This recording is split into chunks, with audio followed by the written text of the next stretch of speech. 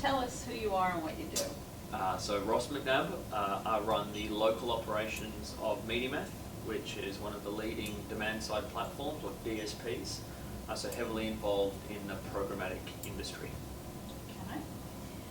Could you briefly describe how real-time buying works and also how programmatic buying has shifted the economics of online advertising in this market? Sure, so real-time buying, or RTB, or real-time bidding, is a facet of programmatic buying. And it refers to the buying and selling of advertising impressions through an open marketplace. So on one side of the equation you have demand-side platforms and DSPs that agencies and advertisers use to connect to inventory that's made available through ad exchanges. And it works pretty similar to how an eBay auction works. An ad exchange offers the impression to all of the DSPs that connect to it. Everybody makes a bid. The highest bid wins, and in general they pay 1 cent more than the second highest bidder, the eBay model.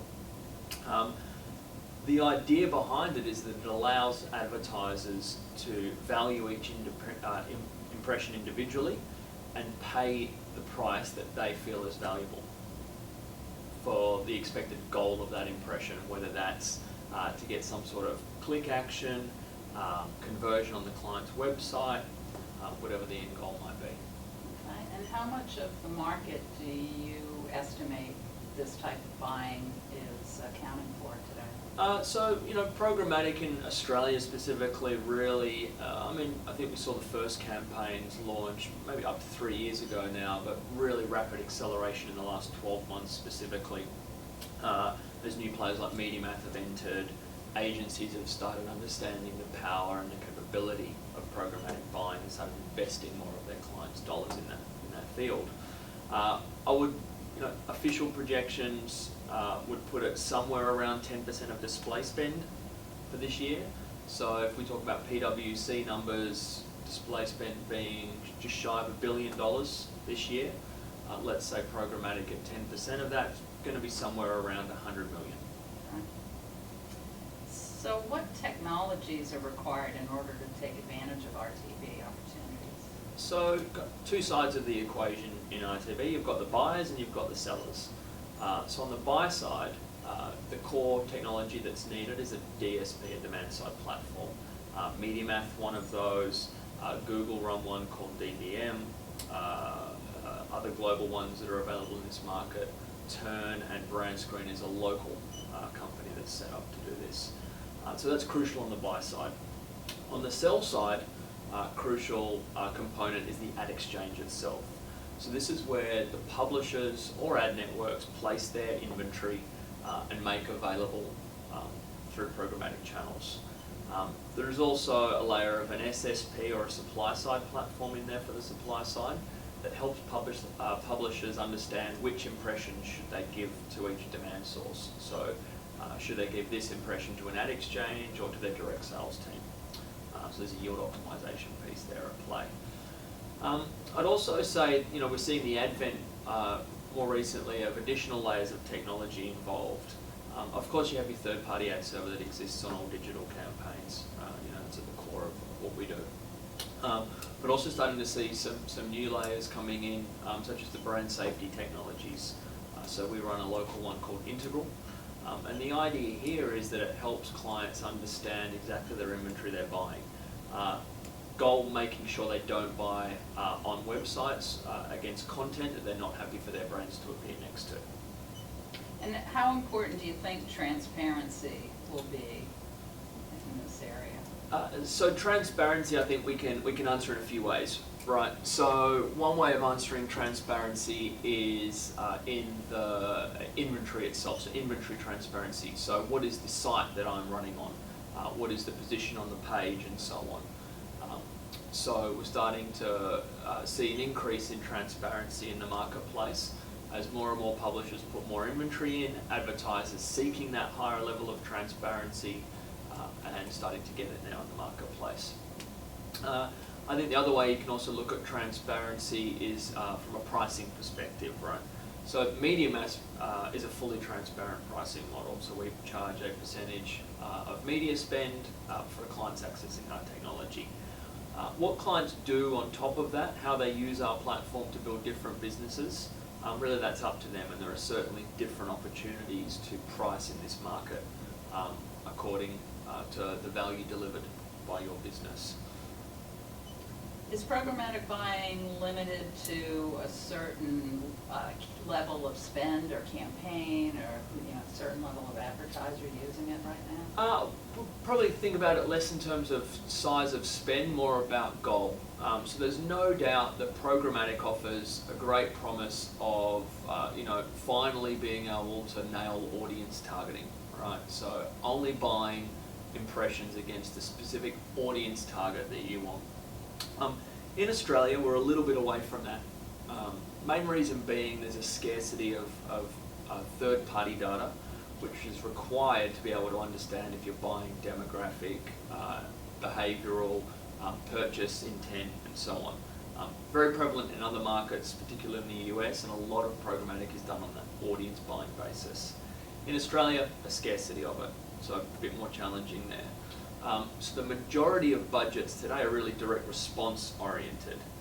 So this is clients trying to achieve a specific conversion goal on their website, a large financial institution trying to get credit card conversions, for example.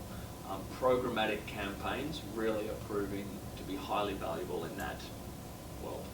Okay. And so in other markets, say in the US, where you do have more third-party data, is this type of buy still really heavily direct response oriented, or are advertisers using it for other objectives as well? So I'm a little bit removed from the US market. I've been back in Australia for a little while now. However, I think my guess would be that direct response still maintains the hefty chunk of the budgets.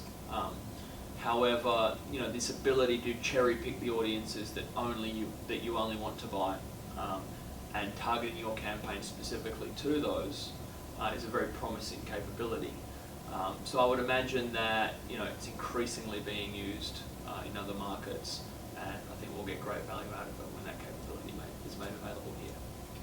And today in this market, do you have any examples of some insights that this type of buying has given agencies and clients around targeting? Yeah, maybe we could break that down into a couple of different areas. So insights into what makes your campaign perform well. So the optimization aspects. So a big part of Mediamath is the brain, our optimization algorithm. We visualize it for clients, so clients can actually see how it's deciding a campaign should be optimized. You can take some of those learnings out and deploy them across your entire media plan. So a really simple example might be you see that certain day of week or time of day is excellent to generate converting customers. You can take that knowledge out of your programmatic buy and deploy that across your entire media plan where possible. Otherwise, you do through programmatic have the ability to do some contextual buying. So buying against types of content that have been previously categorized. So here you might be running different contextual targeting strategies in programmatic, seeing that the automotive verticals really popping, and perhaps investing additional funds on that basis. Kind of the real insights I think that programmatic will be able to deliver from an audience perspective. So this is where people are thinking about, right, can you tell me if males or females and what age groups and what locations and what sort of intent are they showing?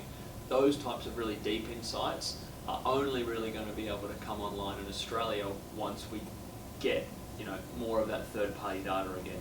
That still remains a limitation for that type of activity. Scale. That's the issue. You need the data to be able to layer it on top and actually see it. And then if you aren't able to do that at scale, you're only able to talk about small elements of the audience. So what do you see as developments in this part of the industry, say in the next 12 months? Yeah, I think I touched on one key one before, and that's brand safety.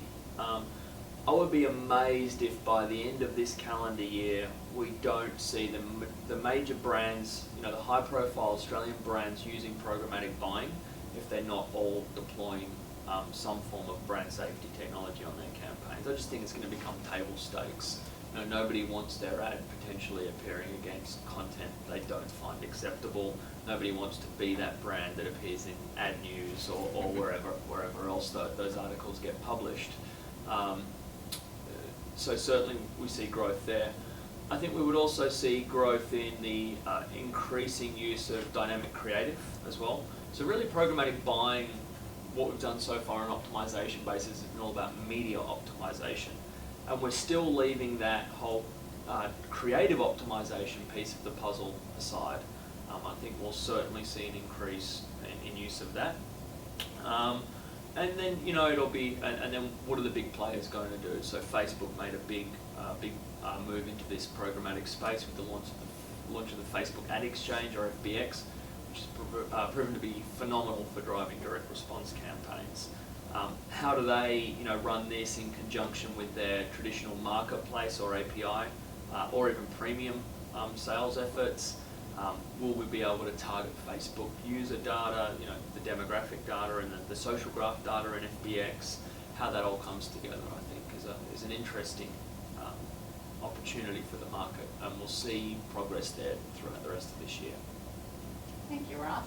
Pleasure.